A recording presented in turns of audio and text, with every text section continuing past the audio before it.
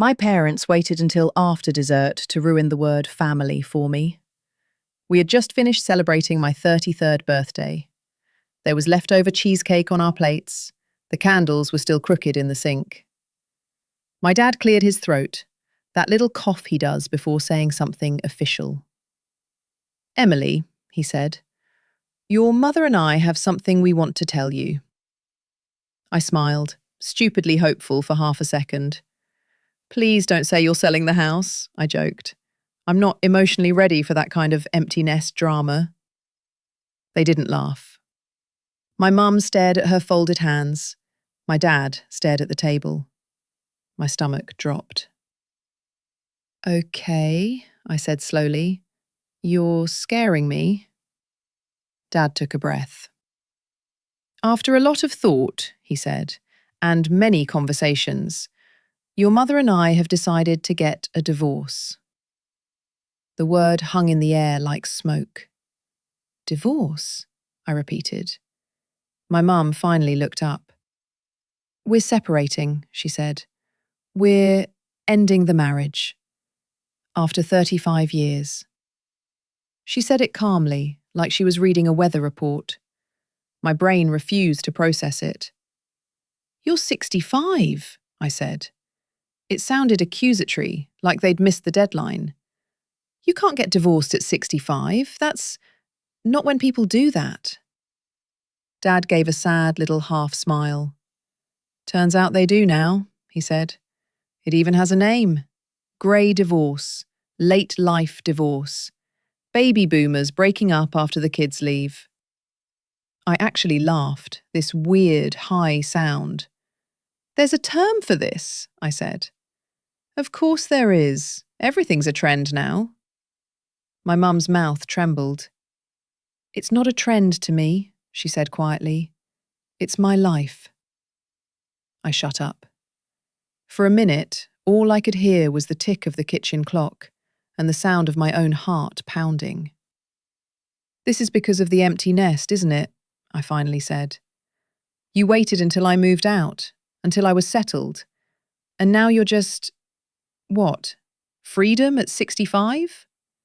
The bitterness in my voice surprised even me. Dad winced. "It's more complicated than that," he said. "We've been unhappy for a long time, Em. We didn't want to blow up your childhood, or your teenage years, or your college years. So we waited. And then we kept waiting." Mum nodded. "We thought things would get better once it was just us," she said. "But the house got quieter, and our problems got louder." I stared at them. "Why didn't you ever say anything?" I asked. "You looked fine.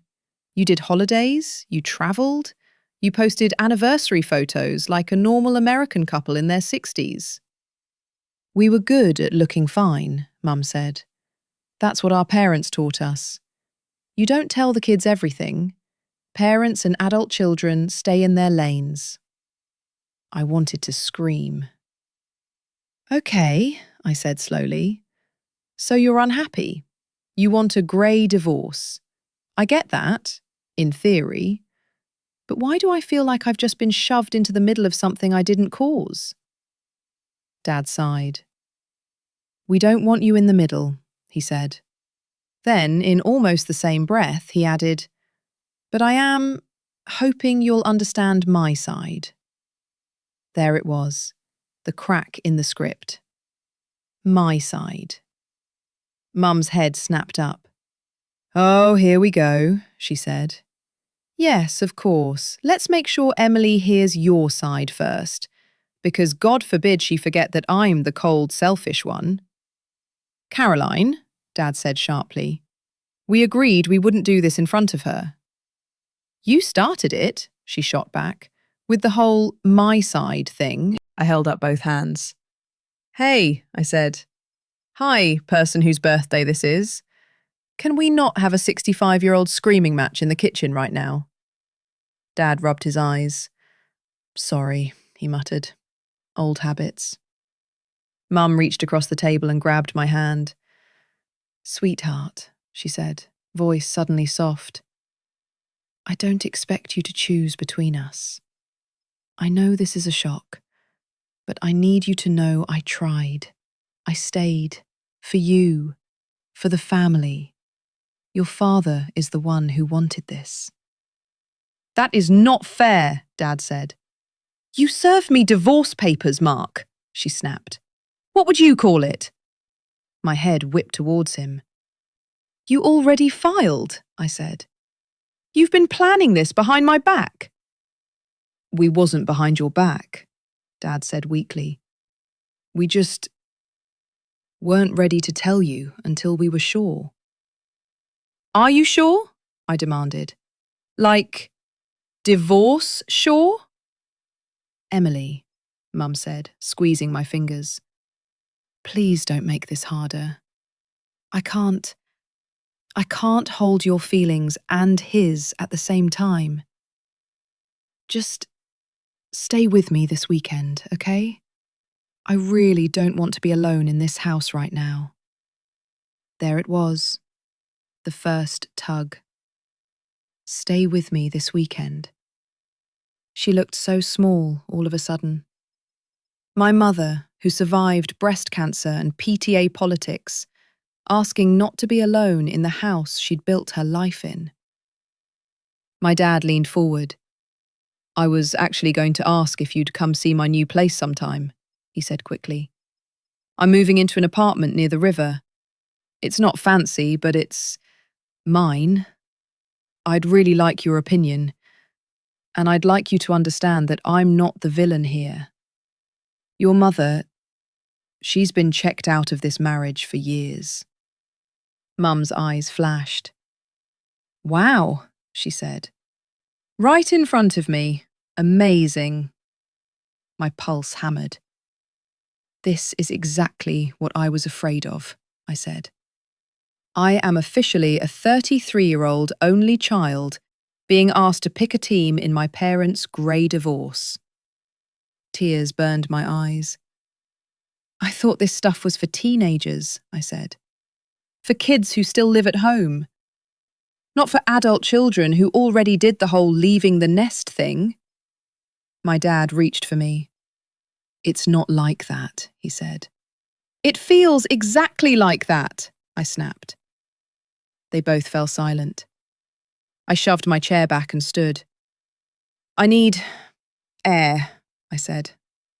I'm going outside. Do not follow me. On the deck, the November air slapped my face. I leaned on the railing and stared at the dark yard where my childhood had happened. I could hear faint voices through the wall. My parents. My newly, soon-to-be divorced parents.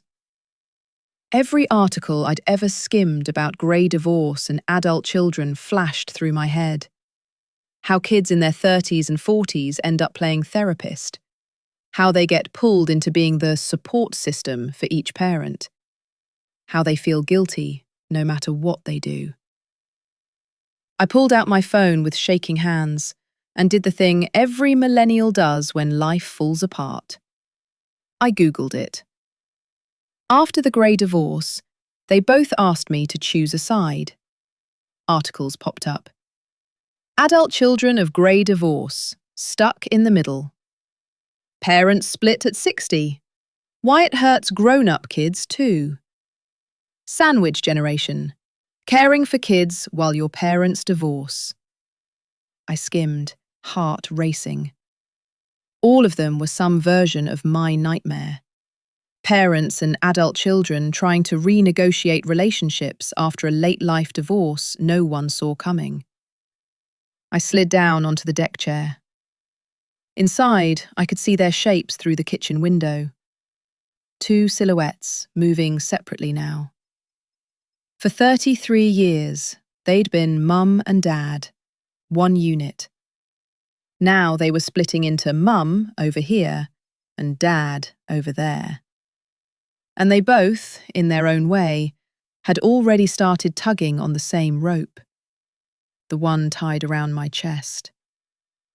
I didn't know it yet, but that night was the first of many where I'd have to choose. Be their referee, Be their therapist, or learn, painfully, to be neither. At that moment, all I knew was this: I loved them both, and I was already drowning. Chapter 2: When Forever Ends at 65. People assume if your parents divorce when you're an adult, it's easier. You're not being shuffled between households, there's no custody battle, no child support. What they don't see is this. At 33, you've already built your identity on the story of their marriage. 35 years together, high school sweethearts, still married in their 60s. It becomes a kind of anchor, proof that commitment can survive boredom and bills and kids and midlife crises. Grey divorce yanks that anchor up, suddenly and violently. In the weeks after the announcement, I replayed my parents' relationship like a movie in my head. Childhood scenes, Dad coaching my little league team, Mum cheering in the stands, family road trips with bad motel pools and worse car snacks, Christmas mornings where they sat side by side on the couch, bleary but smiling, teenage scenes, their whispered arguments behind closed doors, the way Mum's mouth tightened when Dad worked late, the time I overheard her say, "I feel like a roommate, Mark, not a wife." I'd buried that one. College scenes. Dad sleeping in the guest room for a few months because of his back. Mum's sudden obsession with yoga and women's retreats. Their forced smiles at my graduation photos. I'd told myself all couples have rough patches, that long-term marriages go through seasons. I hadn't put it together that my parents' seasons had turned into climates, permanent weather. If I'm honest, I didn't want to see it. Seeing it would have meant facing my own fear that no relationship is guaranteed, not even forever ones. When I moved out at 25, they seemed to soften. They went on a cruise. They joined a couples bowling league. They posted pictures from Nashville with matching t-shirts. It looked like an empty nest glow-up. Apparently, it was a goodbye tour. "We didn't want you to feel like your whole childhood was a lie," Mum said one night, a few days after the announcement. "We did love each other. We still do, in a way. But somewhere along the line, we stopped wanting the same life." We were sitting at the kitchen table again, this time with peppermint tea instead of birthday cheesecake. Dad had already moved into a short-term rental downtown. "So now what?" I asked. "You spend the next 20 years alone? Or swipe right on some retiree dating app?" She actually laughed. "God, no," she said. "I'm not looking for another husband. I'm looking for myself.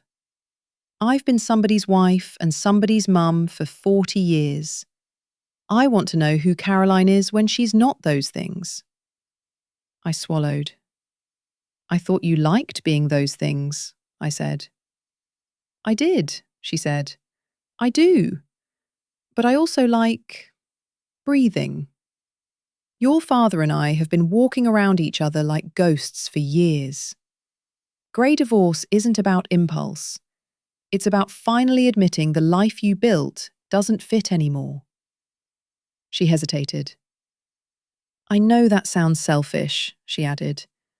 "And maybe it is. But I don't want to die wondering what it would have felt like to choose myself once." I looked at her. At 65, my mother was still beautiful. She'd let her hair go silver. She wore bright lipstick and sensible shoes. Her hands were starting to show veins, but they were still steady. "Choosing yourself is one thing," I said softly. "Dragging me into the middle is another."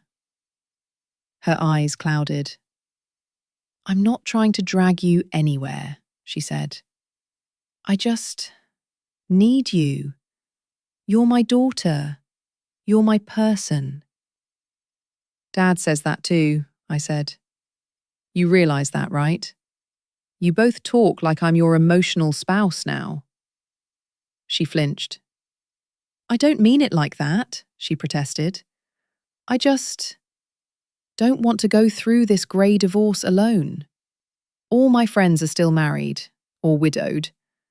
Nobody gets it. I get it, I said. Too much. That weekend, Dad texted, "Can you come by the apartment?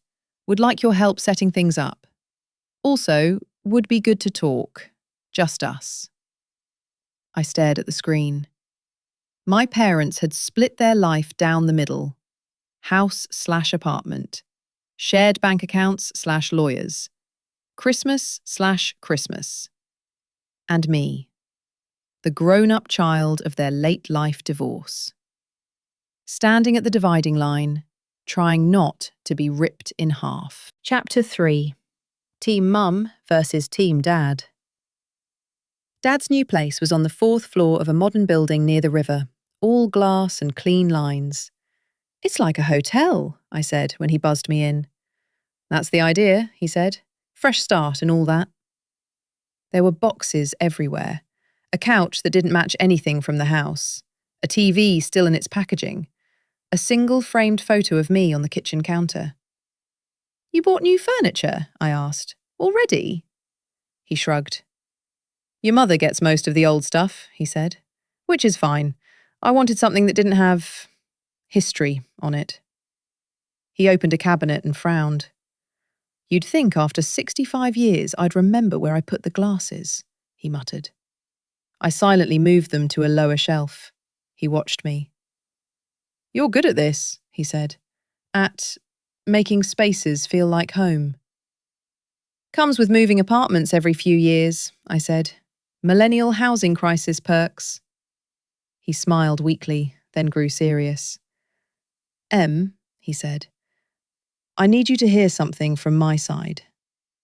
I braced myself. Here it comes. He sat at the small kitchen table and gestured for me to join him. "I know your mother is hurting," he said.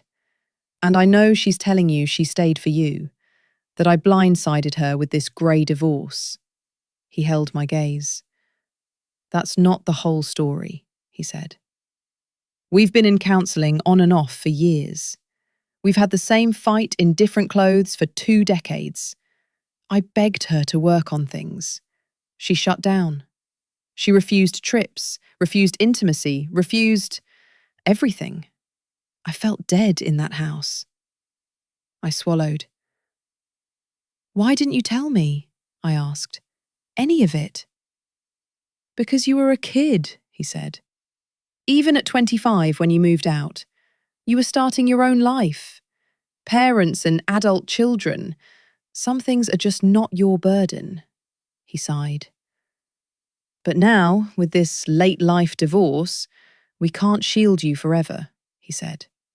"And I don't want you walking away thinking your father just woke up one day at 65 and decided to blow up the family for kicks." I stared at my hands. "Mum says you served her papers," I said. "That you're the one who wanted this." He winced. "I did file," he admitted. "Somebody had to. We'd been talking in circles for years. I told her a dozen times, I can't live like roommates forever. If you're done, say you're done." She never would. So I called it. I'm not proud of how messy it's been, but I'm not the only one who checked out. His voice cracked. "I still love her," he said. "Just not the way she wants. Not the way I did at 25. Something in me softened. My parents were not villains. They were just 2 tired people trying to rewrite the last chapter of their lives. "I don't want to choose a side," I said quietly. "I love you both." "I'm not asking you to choose," he said quickly. "I'm asking you not to think of me as the bad guy, to still show up. For dinners, for holidays, to call this home too in some way." There it was again, the tug. Call this home too.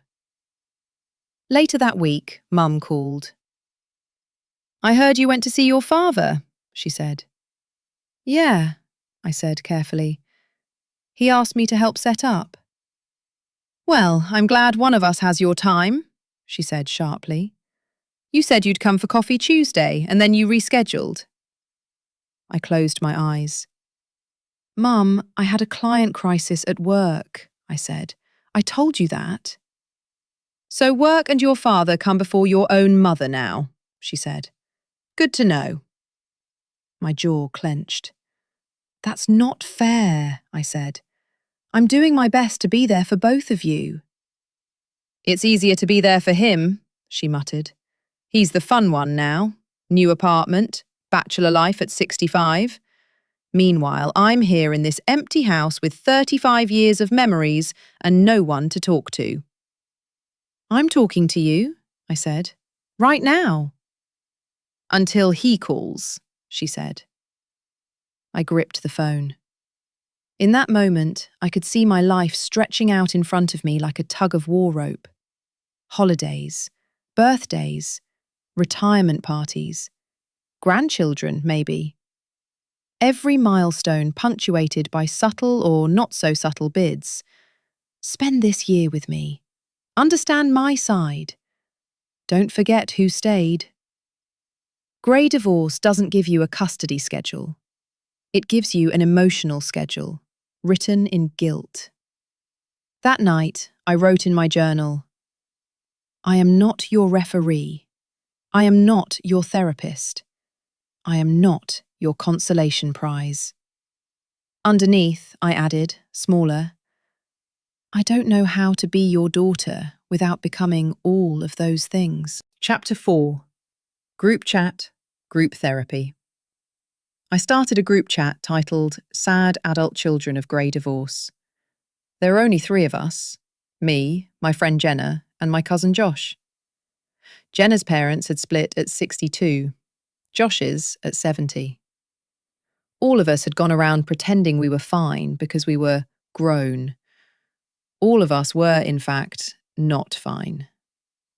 One night, after a particularly bad phone call where my mother cried for 40 minutes about Dad abandoning her in her old age and then hung up before I could say a word, I texted the chat. Emily. Anyone else feel like their parents' emotional support animal? Jenna raises hand. Mum calls me her rock. I am a rock that is crumbling. Josh. My dad texts me screenshots of my mum's Facebook posts with, "Can you believe this?" captions. I am 36. Please let me out.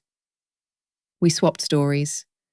The late night calls, the "just one more thing" texts. The way each parent wanted affirmation that they were right. It's like they got divorced from each other and married us emotionally, Jenna wrote.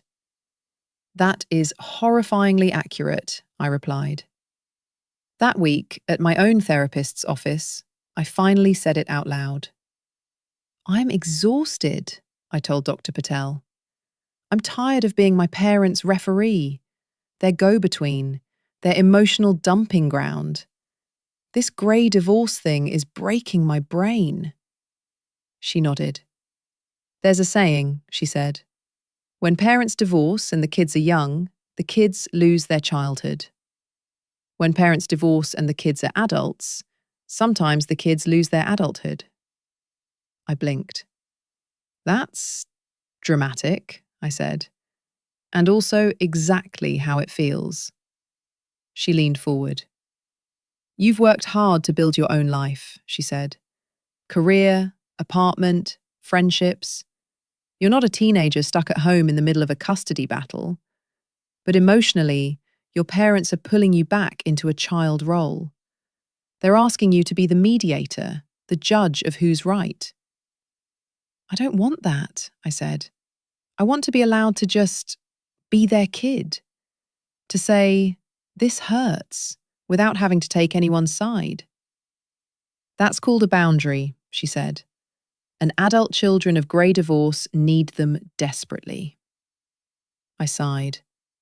My whole family doesn't really do boundaries, I said. We do loyalty. We do sacrifice. We do family first. Boundaries aren't the opposite of loyalty, she replied. They're a way to make loyalty sustainable. She gave me homework. Write down 3 sentences I could say when a parent started venting. Something like, I love you and I'm sorry you're hurting, but I can't be the person you process this with. That's what friends or a therapist are for. It sounded impossible. Won't that make me look cold? I asked. It will make you look like an adult, she said, which is what you are. Parents and adult children relating as 2 adults. That's the goal. Not collapsing the generations so you become their therapist. I left her office feeling both relieved and sick. Relieved because someone had named the problem. Sick because I knew saying those sentences to my parents would feel like betraying them. That weekend, Dad called. Your mother's telling everyone she was blindsided, he said. Can you please tell her to stop? She makes me sound like a monster. I took a breath. Dad, I said, I love you. I'm sorry this hurts. But I can't be the one who carries messages between you. You need to talk to her directly, or to a therapist, not through me. There was a beat of silence. Oh, he said finally. So that's how it is now. It's not how it is, I said gently. It's me trying not to lose my mind. He exhaled. I guess that's fair, he said. Doesn't feel great, but it's fair. 2 days later, Mum texted. Your father posted a picture with some woman on Facebook. 33 years of my life and he moves on in 3 months. Can you believe this? My thumbs hovered over the keyboard. Old me would have replied, I'm so sorry, Mum. He's awful. You deserved better. New me typed, I'm sorry that hurts. I can see why it would. But I can't talk about Dad's dating life. Have you thought about talking to your counsellor about this? She didn't respond for 6 hours. When she did, it was only, fine. It stung. But for the first time since their grey divorce started, I also felt a tiny flicker of something I hadn't felt in months. Breathing room. Chapter 5. Holidays in 2 houses. The first Christmas after the divorce was a logistical nightmare. Thanksgiving we'd solved with a compromise. Lunch at Dad's, dessert at Mum's. It had been awkward and exhausting and featured exactly 1 argument about stuffing. Christmas felt bigger, more loaded. Whatever you do, don't let your father guilt-trip you into changing plans last minute, Mum said in October. I know him. He'll say he's fine alone and then act wounded when you don't show up. I'm not going to leave either of you alone, I said. We'll figure something out. Dad, on his side, said, Don't let your mother assign you to her house like you're still 10. You have a right to choose where you want to be. You're an adult child now, not a custody arrangement. They both used the word choose. It made my chest tight every time. In November, my therapist asked, What do you want Christmas to look like, Emily? Not what you feel obligated to do, what you actually want. I thought about it. I want to wake up in my own apartment, I said. Drink coffee with my boyfriend. Open a couple presents without rushing out the door. Then do 1 meal with each parent, without anyone implying my schedule proves who I love more. That sounds reasonable, she said. So it'll never happen, I sighed. But I tried. I made a spreadsheet, because that's what anxious adult children of divorce do. Christmas Eve, dinner at Mum's. Christmas morning, my place, just me and Alex. Christmas afternoon, drive to Dad's for early dinner. I sent it to both parents in a group email, heart pounding. I love you both and I want to spend time with both of you. Here's what I can realistically do this year without losing my mind. Please don't make me choose beyond this. Mum called within 10 minutes. I saw the schedule, she said. You're giving him Christmas Day. I'm giving him Christmas afternoon, I said. You get Christmas Eve. That's when we always open presents anyway. It's not the same, she said. He gets the big day. I get the leftovers. Mum, I said carefully, you're not getting leftovers. You're getting Christmas Eve dinner, our family tradition. And I'm getting a little time for my own life in there too. She was quiet. I didn't realise your own life needed its own line on the schedule now, she said finally. Guilt rolled through me like a wave. It always did, I said softly. We just never wrote it down before. Dad's response came via email. Looks good to me. Proud of you for setting boundaries. If your mother gives you grief, tell her I approve this message. That was not helpful. I replied separately. Please don't use my boundaries as a way to score points against Mum. This is hard enough. He apologised. Grey divorce is a learning curve, he said on the phone. I'm still figuring out how not to drag you into our old patterns. Christmas Eve at Mum's was tense but bearable. She cooked too much food, like always. We watched old movies. She cried once in the kitchen when Have Yourself a Merry Little Christmas came on. I thought we'd grow old in that big empty nest together, she said.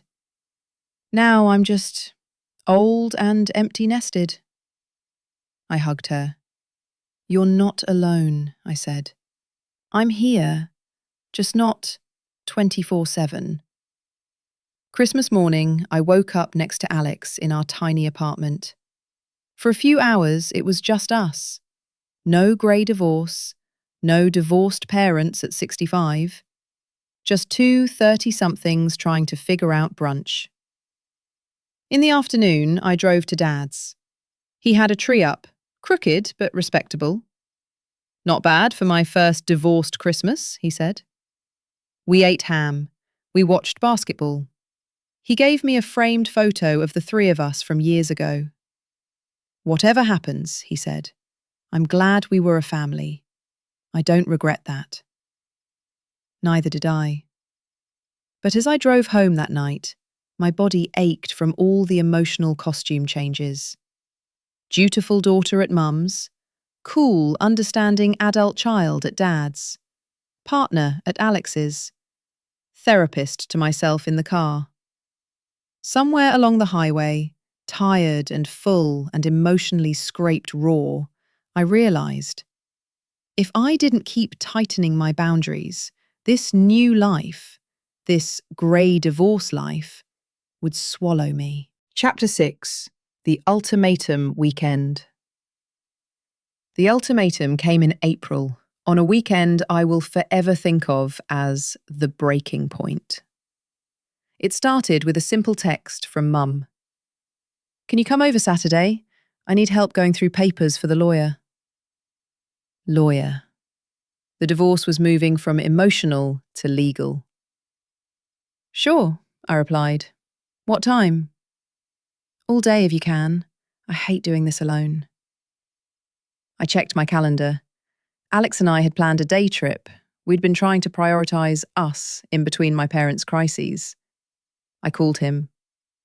Mum wants me Saturday, I said. Lawyer stuff. I think I have to go. Okay, he said slowly. We can reschedule, but this is the third weekend in a row, Em. I know, I said. I'm sorry. No need to apologise, he said. Just, at some point, we should talk about how your parents' divorce is living in our calendar rent-free. We agreed to push the trip. An hour later, Dad called. Hey, kiddo, he said. Any chance you're free Saturday? There's a retirement planning seminar I'm supposed to go to, and I have no idea what any of this stuff means. Thought you could help translate. I closed my eyes. Actually, I said, Mum already asked me to help with lawyer paperwork that day. He snorted. Of course she did, he said. Always getting there first. Dad, I said tiredly. Right, sorry, he said. It's just, this grey divorce circus is killing me. I could really use your brain in that meeting. I can't be in two places at once, I said. Well, you could come to mine, he said. Your mother has friends. I have a goldfish. I laughed despite myself.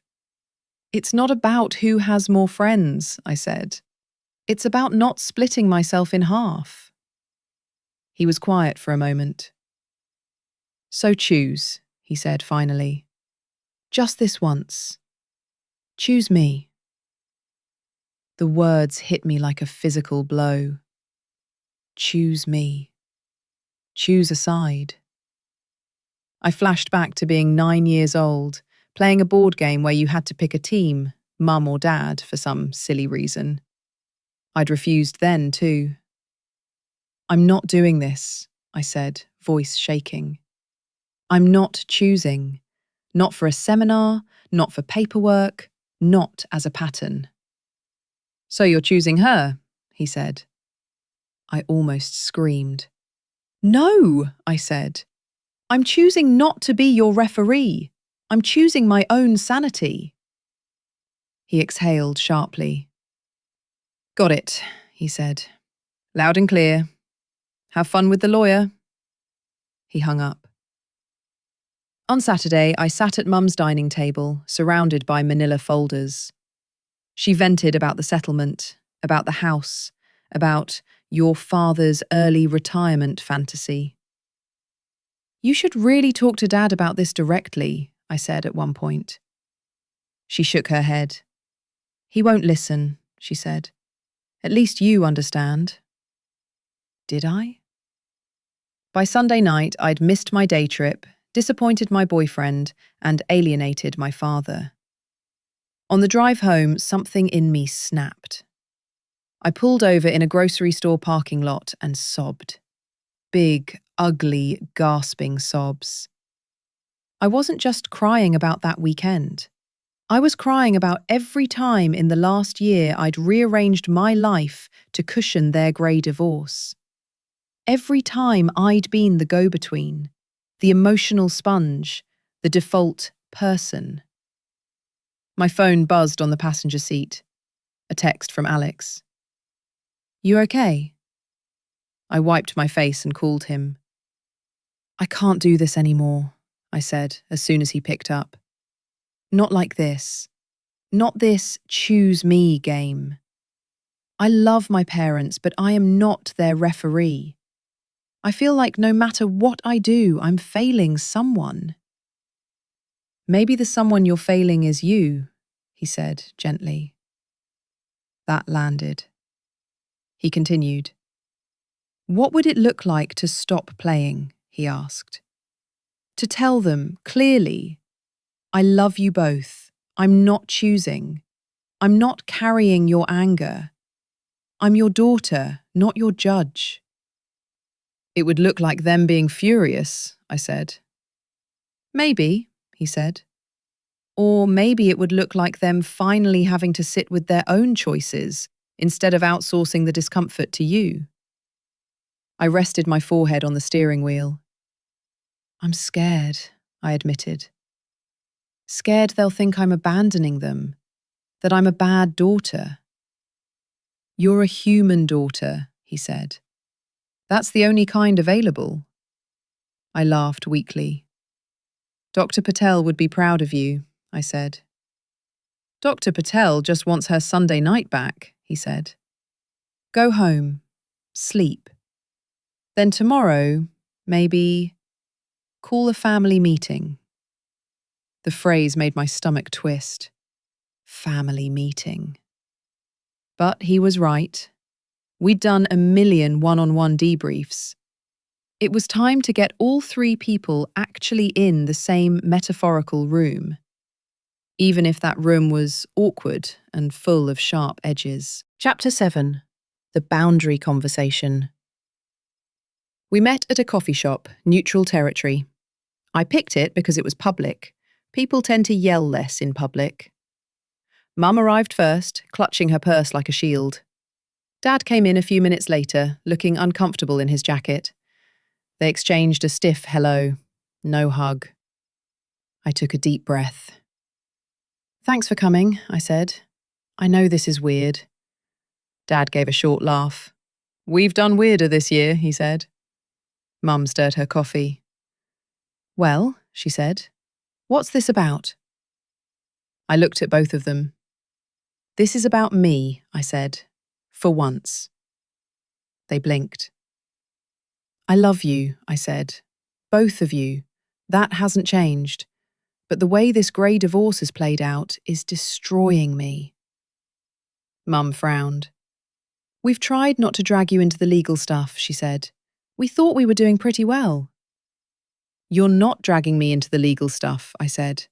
"You're dragging me into the emotional stuff, the worst stuff, the choose me stuff, the understand my side stuff, the she's selfish and he abandoned me and where will you be on Christmas stuff." Dad shifted in his seat. "I guess we've talked to you a lot," he said. "You've used me a lot," I said, gently but firmly. "As a go-between, as your sounding board, as your walking proof that you were the better spouse." Mum opened her mouth, then closed it. "I didn't realise you felt that way," she said. "That's part of the problem," I replied. "You were so focused on your pain, neither of you stopped to ask how this was landing on me. Because I'm 33, not 13, you assumed I'd just handle it." I swallowed. "I am not handling it," I said. "I'm exhausted. I'm anxious. I dread phone calls. I feel like any choice I make, where to spend a weekend, what to say to one of you, proves whose side I'm on." Dad rubbed his face. "That's not what we meant to do," he said. "I know," I said, "but it's what's happening. And I have to set some boundaries if I'm going to keep relationships with both of you." I felt my therapist's words in my mouth as I spoke. "From now on," I said, "I will not talk to either of you about the other person's faults, dating life, lawyer, or finances. If you start venting about the divorce, I will say, I'm not the right person to talk to about that. If you're lonely, I will do my best to see you, but I won't cancel my entire life every time either of you is sad. That's not sustainable." Mum's eyes filled. "So now we can't talk to our own daughter," she whispered. "You can talk to me," I said, "about your life, your hobbies, your health, your feelings in general. But not as your therapist, not as your referee. I won't take sides. I won't deliver messages. I won't be your marriage counsellor." Dad stared at his coffee. "I guess I have been using you as a sounding board," he said, "instead of calling my own therapist or joining one of those support groups." Mum sniffed. "I don't have a therapist," she said. "Just you." I reached for her hand. "You need one," I said softly. "A real one. A professional who can hold your grief and your anger without it spilling all over your kid." She flinched. "That's harsh," she said. "That's honest," I replied. "I can't be your caregiver, your emergency contact, and your emotional sponge. I'm your daughter, not a mini spouse, not a referee for your late-life divorce." Silence settled over the table. A couple at the next table laughed at something on their phone. Real life went on around us. "This doesn't mean I don't want to see you," I said. I do. I want dinners, movie nights, holidays that don't feel like a competition. I want to be able to say, I miss Dad to you, Mum, without you hearing, I love him more. And I want to be able to say, Mum is hurting to you, Dad, without you hearing, you're the villain. They both looked wrecked. Finally, Dad spoke. I don't want you to feel like you have to choose, he said. I guess in my hurt, I made you feel like that anyway. I'm sorry. Mum nodded slowly. I don't want to be that mum, she said. The one who turns her child into a confidant. My mother did that to me when she and my father split in their 70s. I hated it. I swore I'd never repeat that pattern. Well, I said gently, here we are. You're in a grey divorce. I'm your adult child. The patterns are knocking on the door. We can still choose differently. Mum let out a long, shaky breath. What does choosing differently look like? She asked. For you, I said. It might look like joining that divorce support group at church, or calling that therapist your doctor recommended, or calling a friend instead of me when you see Dad's Facebook posts. I turned to Dad. For you, it might be talking to your men's group, or your financial planner, or a therapist who specialises in late-life divorce. Not me. He nodded. That sounds fair, he said. Uncomfortable, but fair. Mum squeezed my fingers. Will you still come over? She asked. Help me with the garden. Watch those dumb baking shows. Relief loosened my shoulders a fraction. Yes, I said. I want that. I want both of you in my life. I just can't be the glue holding your broken marriage together anymore. That's not my job. We sat there, the three of us, in the ruins of one family structure and the shaky beginnings of another. Parents and adult child. 3 separate adults. Trying, for once, not to collapse into old roles. When we stood to leave, Mum hugged me tightly. I'm proud of you, she whispered. I don't like this, but I'm proud. Dad hugged me next. Me too, he said. Turns out boundaries are a thing grown-up kids teach their parents sometimes. On the drive home, my phone buzzed. A text from Jenna. How did the big I'm not your therapist convo go? I smiled. Messy, I typed back. But good messy. Like we're finally building version 2.0 of this family, not just living in the ruins of version 1. Chapter 8. New Lives, Old Ties. As the months passed, my parents' lives slowly expanded beyond the orbit of their divorce. Dad joined a hiking group for active seniors and started sending me photos from trails with captions like, Grey Divorce, Green Forest. Mum signed up for a watercolour class. It's all right to be a beginner at something at 65, her instructor told them. She texted me a photo of her first painting. It's terrible, she wrote. I love it. They still had rough days. There were setbacks. Mum would occasionally break our rule and start a sentence with, Your father always, then stop herself mid-rant. Dad would sometimes text me a snarky comment about Mum's social media posts, then delete it and send, Never mind, told my therapist instead. My therapist called it relapse into triangulation. But they're trying, she said. And you're reinforcing the new pattern. That's huge. Without constant choose me pressure, I started to see them more clearly as people, not just parents or divorcees. My mother was reading late-life memoirs, Stories of women who reinvented themselves after grey divorce. "It's not just us," she said over dinner one night. "In the US, the rate of divorce after 50 has doubled in the last few decades. All these baby boomers looking at their retirement years and deciding they'd rather be alone than miserable." "How do their kids feel about it?" I asked. She smiled sadly. "About how you do," she said. "Shocked, hurt, stuck. But some of them say their parents became better grandparents, better people, once they stopped pretending."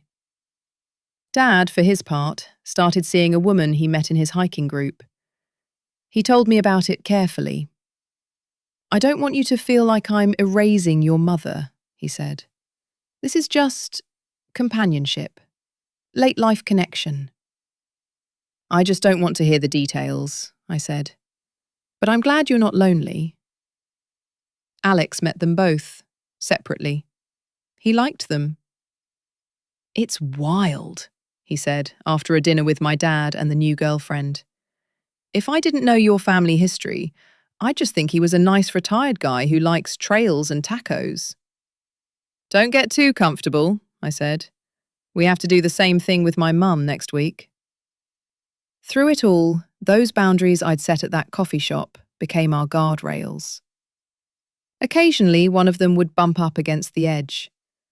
One Saturday, Mum started crying over the phone about how Dad took their vacation spot to Mexico with someone else. "I'm sorry," I said, meaning it. "That must sting. But I'm not the right person to process this with. Can you bring it up in your support group? Or with Linda?" Linda was her therapist. She sniffled. I know, she said. "I just hit speed dial and there you were." "I'm not changing my number," I said lightly. "But I am changing my job description." She laughed wetly. "Fine," she said. "I'll call Linda. She charges me, but at least I don't feel guilty afterwards." Dad slipped once too. "Your mother painted over the dining room," he said on the phone. "After 35 years. Like our life never happened." I took a breath. "Dad," I said, "I get why that hurts. But again, I can't be the person you rage about Mum to. Tell your therapist, or your hiking buddies, or journal. Just not me." He paused. "You're right," he said. "Sorry. Old habits."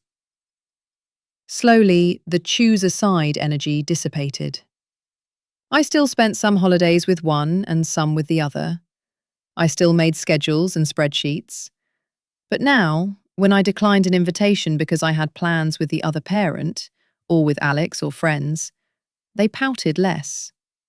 They grumbled, then they adjusted. Grey divorce hadn't just forced them to build separate lives. It had forced me to build one too. One that included them, but did not revolve around them. Chapter 9. Grieving the marriage, not just the divorce. About a year after the announcement, I found myself back in the old house. It was going on the market. Mum had decided keeping a 4-bedroom colonial for one person was ridiculous and expensive. "I'm moving to a condo," she said. "Somewhere with less lawn and more elevator." I walked through the rooms with her, touching walls that still felt like my childhood. "Do you ever regret it?" I asked softly, in what used to be my bedroom.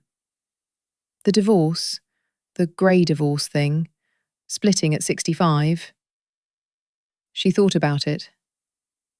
"I regret that we waited so long, to be honest," she said. "I regret that we didn't show you a healthier version of marriage. I regret that you had to see the end up close. But the decision itself? No. If anything, I wish we'd had the courage sooner." I nodded. "I'm still mad sometimes," I admitted. "That you didn't fix it. That you let it get that bad. That you made me the adult child in the middle of your late-life divorce. She nodded too. You're allowed to be mad, she said. I'm mad at my parents and they've been dead for years.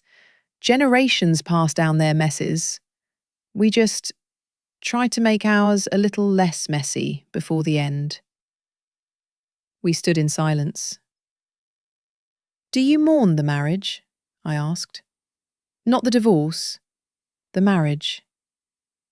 She smiled sadly. Every day, she said. I mourn the version of us that worked. The young couple who danced in this living room after you fell asleep. The team who got each other through job losses and cancer and bills. The parents who were good together until we weren't. I felt tears burn. I mourn it too, I said. Grey divorce had turned me into an amateur grief expert, grieving the family we had been, grieving the fantasy of parents who would grow old together peacefully, grieving the version of myself who believed their marriage was unbreakable. In therapy, Dr. Patel said, "You're grieving not just a divorce, but a whole narrative. My parents made it. That story served you. Now you have to write a new one." What does the new one say? I asked. She tilted her head. Maybe something like, she said, my parents loved each other enough to raise me. They loved themselves enough to stop pretending when it stopped working. And I love myself enough not to let their choices define my whole life. It sounded possible. In Dad's new apartment, he had one framed wedding photo still up. Not on the wall, on a shelf.